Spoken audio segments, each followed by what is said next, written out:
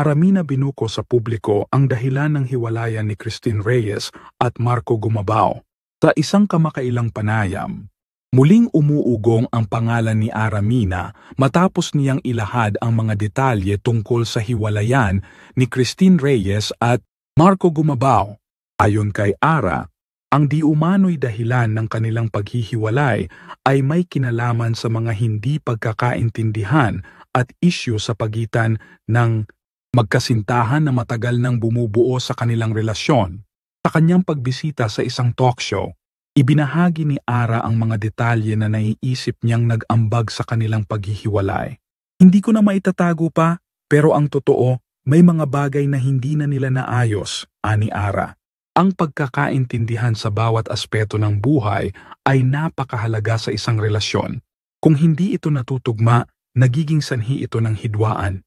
Ayon kay Ara, ang mga isyu sa pagitan ni Christine at Marco ay nagsimula sa mga maliliit na hindi pagkakaintindihan na unti-unting lumaki.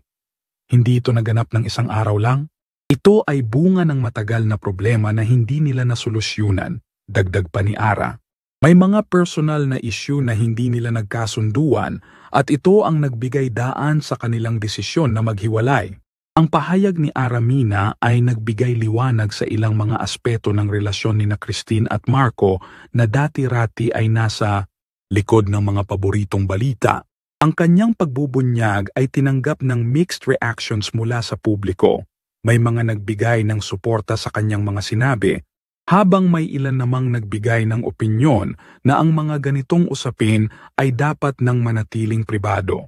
Bagaman nagpasya si Christine at Marco na maghiwalay, ang kanilang mga tagahanga ay patuloy na nagbibigay ng suporta sa kanilang mga individual na journey.